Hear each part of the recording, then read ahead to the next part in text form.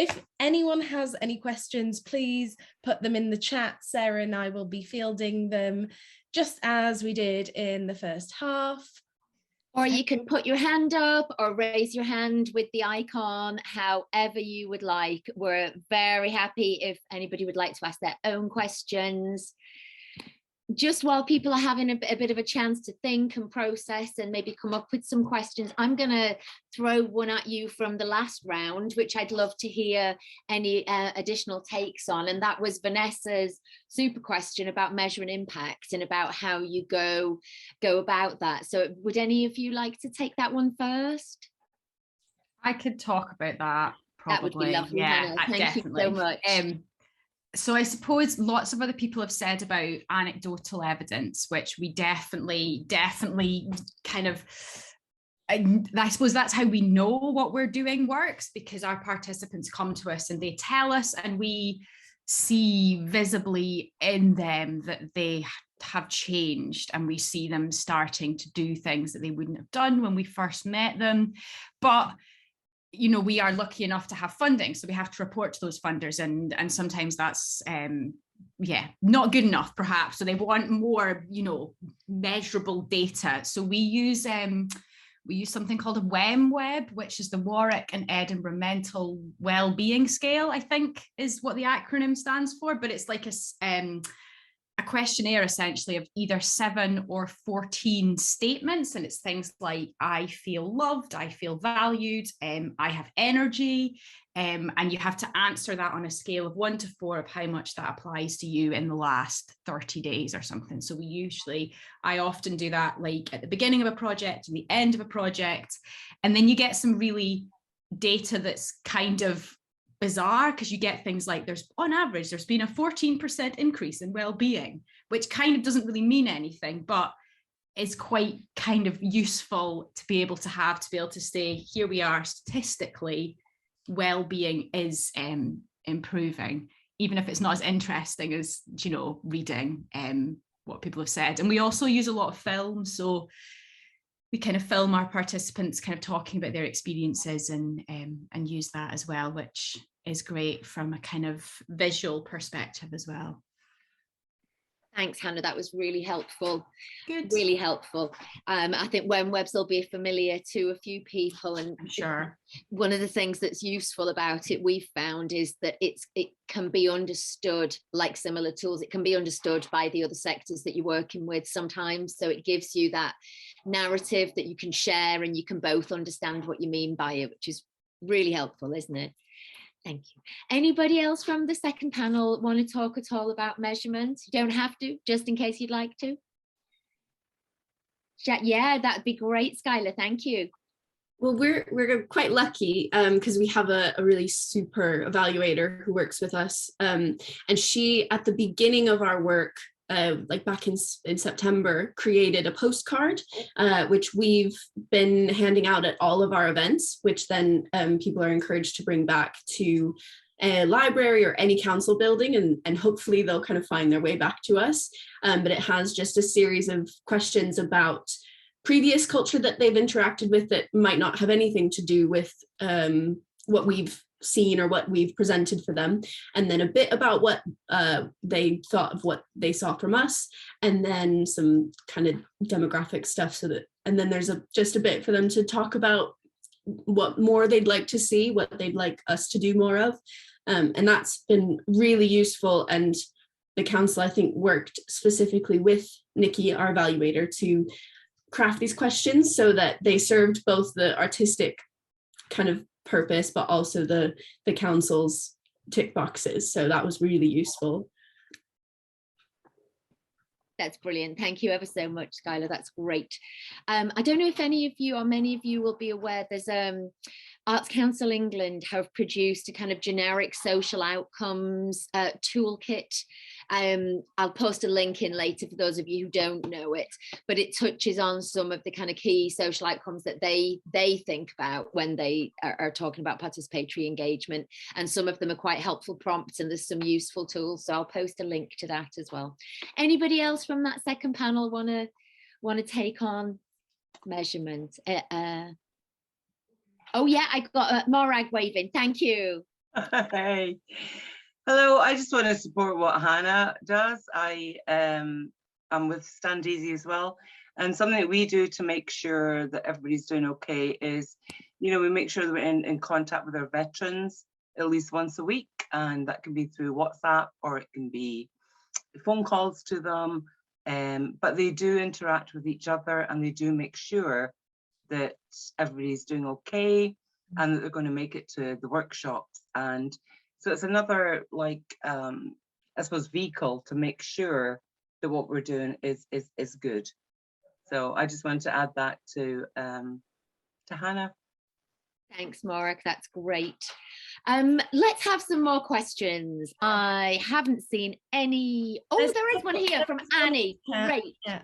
Thank you, Annie. So this one's for Skylar. Is there a commitment from the council to enact change based on the feedback? Great question, Annie. Thank you. So yeah, thank you for the question. I think we're quite lucky in that we're working with a council who's recognized that there is an issue and a block in the way that they have worked in the past. And so what we're doing is really practical in that we're delivering a lot of projects. So it's a very visible in the community, kind of really out there, kind of please interact with us type of project. But also that with that, there's information gathering and resource development going on the outside of that. So yes, the answer is yes. But it comes from a really practical approach in that we're hoping that there will be a foundation and a track that we'll lay with them, which then they'll be able to plod along with once we can kind of dissolve out of the picture. So yes, as long as we lay the right track. Philip has put our social media. So that's the Solihull kind of focused stuff and the Parabola stuff. So you can follow us on social media. And Tessa has picked up, there was another question for you in the chat, this one from Hannah. And this is about how easy did you find it to get local creatives to come forward? Are they mostly established artists with a connection to the area or amateur or emerging artists? Thank you. We had a bit of a struggle right at the beginning, and Philip and myself are both not from the Birmingham area originally, so we kind of came in completely blind, and that was a real hurdle to get over right at the beginning. And but with the call out that we did with the commissions, that I think opened up a new world of people, and then those people have started to talk to their people, and I think we're making a chink, we're making a dent in the wall of this council at the moment, and it feels like we're getting a waterfall of people now, and there's a good base of kind of amateur theater and amateur work that we have been in touch with, but that haven't really wanted to connect back with us. So we know that they exist, but the interrelationship of that is what we're now struggling with. But we're working with colleges as well, which we've had a really great response. And now we're also starting to connect with the professional community, which is really exciting. Thank you so much, Skylar. That's great. More questions, please. Anything, or comments, or responses, or things you want to share that have connected with you tonight? Any other points you want to make? We've another kind of 10 or 15 minutes, so we've bags of time for I've got a question, Sarah. Thank you. Go on, Tessa. Yeah, I was just trying to word it and I couldn't quite work out how to word it, so I'll just ramble for a bit until it makes sense. But I sort of had a question for the academics who've presented. I'm just wondering whether you find that academic research is like a useful vehicle for social change, or whether there's ever whether it kind of butts up against it, or if there's any sort of challenges or frustrations with a sort of research agenda and the relationship with social change, or the opposite. Yeah, just interested to hear about that relationship, I suppose. Thanks, Georgia. Do you want to take that first, and then I'll come to? Okay, yeah, Georgia. For me, as somebody who's worked, actually someone who's just moved into the field of academia and actually was a practitioner for many years, I find that much of academic inquiry actually informs the field. So often, even without knowing, a lot of the practice that we do is academically inspired in some way. So that could just be looking at, the notion of change and how is that impactful to even the concept of well-being being rooted in science or sociology and things like that. So for me, they don't butt up against each other, because also I'm doing my PhD in the field of humanities. So naturally, that field is more qualitative in the way they collect data, rather quantitative, which is hard data and numbers and things. So my experience has been that they complement each other and go hand in hand, but it may be different at other institutions as well, and different academic approaches. Thanks, Georgia. Kathy, did you want to come in with a response to this, or is it another question? I think it's one that's quite closely related. Okay, do you want to feed it in? Yeah, well, thanks. Yeah, so Tessa's question was about whether, if you like, the aims of, and my understanding was, the aims of academia sort of clash with the aims of social change, or like whether the two things are compatible in terms of what they're trying to achieve. My question, and how it relates, is about appropriation. It's about using other people's experience, not to benefit them, but to some other agenda, whether that be Arts Council, local authority, or in other words, so my question is, has anybody who's been involved in these projects, as well as evaluating like who's benefited, how they've benefited, have they encountered or planned who's going to benefit and how they're going to benefit, and then found that there's been unintended either mishaps or benefits to people they haven't anticipated? So it's a bit of a waffly question, but I'm just interested because I think appropriation, or almost like taking other people's lived experience and using it, but not to their benefit, is an issue that I struggle with, and means that I very much resist working with others because I'm worried that I will appropriate their experience in a way that I wouldn't like to happen to me, if that makes sense. Yeah.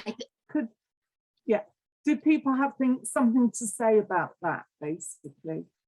I'd be interested. Thank you so much. I think you're right. There's a real kind of connection between those two questions, and I'm happy for anybody who wants to take it either independently or together. Georgia, shall we start with you? I see your hand first, and Hannah, I'll come to you next. I think for me, the question really resonates because not only am I a practitioner, but I'm also researching. So my project that I'm running with the Chichester Festival Theatre, the participants are my sample pool, as it were. So we always have to be very conscious that we're working ethically. And something that my research is addressing is what I'm calling as a pedagogy of anti-ageist practice, which is really drawing on the works of Paulo Freire and Augusto Boal, and really using the participants' active voice to determine the programme and what that is going to look like. So, for example, I never ever enter any participatory project with a set agenda. I go in and I listen and I respond to the participants through a process which I call foraging. So I'll go in and I will cast my net wide, lots of different ideas. And in many different ways, I will seek to examine what are the participants' concerns, desires, and interests, and then the art comes from them. And I think for me, that keeps it the most ethical way of practicing. And I would never do anything that they didn't want to do. So I lead by following them effectively. Thanks very much, Georgia. Hannah, you have something, and then Sarah, then Naz, I'll come to you if that's okay. Yeah, I think yeah, there's something about like appropriating people's stories, which is something that I think definitely think about a lot. And we kind of hear from our participants a lot, I guess, about frustration because they see that happening in the world. Do you know, they see our veterans talk about, like, whenever you see a veteran on the TV, they're like, do you know, they're traumatized and they can't cope, or they're a criminal, or, do you know, and there's a lot of stereotypes around that kind of group of people and around kind of people in the emergency services as well. So I suppose that's something that we are kind of trying to break down a little bit with our work and give them a chance to tell their stories and to tell them on their own terms. But equally, you know, there are times where we are making pieces of theatre and we can't always put exactly what happened in life on stage because maybe it takes too long, or it's just really complicated and we need to simplify it because we've only got 20 minutes or whatever it might be. So there's definitely a kind of a conflict, I guess, at times between trying to tell people's story and give them the chance to do that really honestly and authentically, and creating something which is enjoyable or interesting to watch. And that is definitely hard at times. And I have definitely encountered where we've been making a piece and there's been a scene which is really closely inspired by something that's happened to somebody in the company. And we've kind of gone, right, well, we need this scene to last 2 minutes. And at the moment it's lasting 10. So let's cut some stuff out. And that's really difficult for people to deal with because they're like, but this is what happened in my life. And you can't get rid of it because that's what happened. And I think more so when we're working with people that have got kind of post-traumatic stress and conditions like that, because change particularly is really hard. But I think we just have to kind of negotiate with them. And as Georgia said, it's about trying not to have your own agenda and kind of go in with open to what their ideas are. And like the first, I can't remember the name of the lady who presented first in the first half, but like you said about asking people, like, what are the stories that you think we need to tell from your community, and what are the things that you want people to know about you and your community. So yeah, I think hopefully in a kind of rambly way that answers some of that question. I think it very much does. Thank you. Let's go to Naz. You'd like to respond. Hi, thank you very much for that. So yes, so like I just quickly said in the chat, in my particular case, this did not start out as a research project at all. And it was literally just meant to be a celebration. But, and my own academic research has got absolutely nothing to do with any of these, and it's not an applied drama or applied theatre. But I found that with some of these actors, I had already done a Turkish language Shakespeare project. And interestingly, for everyone, the real allure was to do Shakespeare. It was everybody's mother tongue, and it was for a Turkish speaking audience, but everybody loved the idea that they were performing a Shakespeare play. Whereas in this, with the Migrant Shakespeare, I don't think anyone particularly cared that much about Shakespeare, I found, but it was the fact that it was in the English language. For a lot of them, they had never performed in English or didn't even consider that. I think the real issue was I realized afterwards myself that this being Migrant Shakespeare was my issue. And this kind of came out when I was kind of, you know, when Stephanie and I were just going through a lot of the stuff and thinking, let's turn this into a practice-led, practice-based, practice as research project. So I'm not quite sure if it answers a little bit, but I loved Rowan reminding, being a practitioner who writes as the golden point, I suppose. Thank you. More questions or more responses to those questions? Any more? Any of our panelists have anything they'd like to come back with? Scanning. Well, I put it in the chat, but I think this ongoing ethical question about stories and using the content of people's lives for material, etc., it's I think it is one of the reasons that we used metaphor in the shoe shop. And and it's interesting how what needs to be said gets said, and yet you can laugh. People laughed in a way that, you know, I might tell you a story of something awkward that happened to me and we'd all have a laugh about it, but you wouldn't do that if you were listening to these difficult stories. But yeah, it proved the point that actually to take it away from the truth and into another realm and yet tell the truth was useful, I think. But that's not to say that that's always the way to do it, and I really did wrestle with it as well, because as I said, you know, you've mentioned Giorgio Paolo Freire and Augusto Boal and all the people that we know about, and the kind of the reenacting of a scene is often the catalyst for hugely brilliant theatre for social change. But it's a discovery I've made, and I don't know, I'd love to hear from others who might have done that, where you come away from the reality into something else. I'm sure through the actual listening to people who work in Shakespeare, I'm sure that the messaging that needs to, you know, that you're trying to get at is there in the text as well. So I'm sure using text can have that same effect, where the story is represented if not told. Thanks, Rachel. Any other thought? We've got a comment here from Hannah, yeah, about avoiding reenactment. Yep, absolutely. We do quite a lot of work with composite characters, so the whole group will create a character or several characters, and we find that's a really useful way of distancing. We've got a question here. Thank you, Lucy. To anybody who'd like to take it, any of our panelists.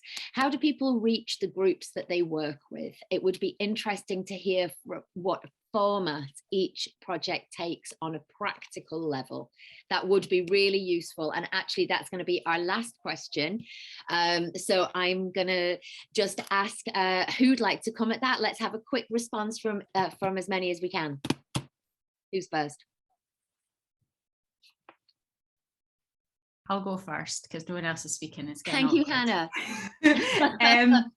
I suppose this is really hard for us, and we have historically every single time found it hard to get participants because we are usually working with people who wouldn't think of themselves as being artists or doing drama, and it's all a bit foreign. So what we try and do is go to the places where these people are. So for us, working with veterans, it's breakfast clubs. For the police officers and other emergency services, maybe it's unions or other places where they congregate, like physically or virtually. And we try and get buy-in from kind of key people in that community, whether it's, you know, charities that are supporting these individuals or people kind of within the institution that they're working with. And we found that, but really the best way of recruiting is the participants themselves, when they've done like a project and then they go away and they come back the next week and they're like, oh, I've brought my pal with me because I've told him how good it is.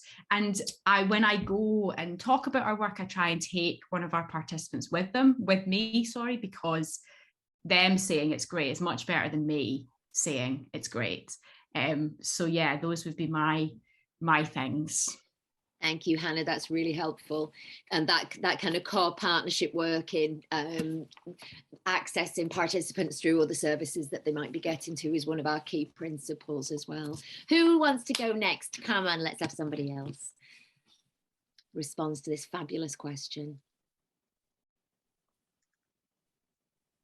I can't see anybody's hands. Panelists. Any thoughts or responses around engagement and reaching the people that you're working with? Rachel, thank you. Just give myself a round of applause there by pressing the wrong reaction button. Well, I think you deserve one. Maybe I was giving you all do. Sorry, I just spoke, so I was reluctant to say, but just to say, in this instance, the group already existed.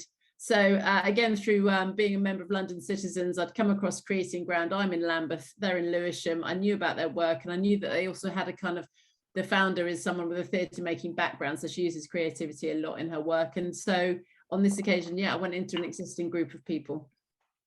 Thanks.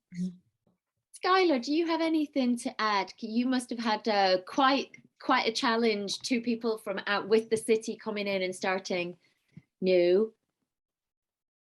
Yeah, we like I talked about before, we worked with the colleges. We were really lucky. In September, we made contact with the drama professor or teacher at the college.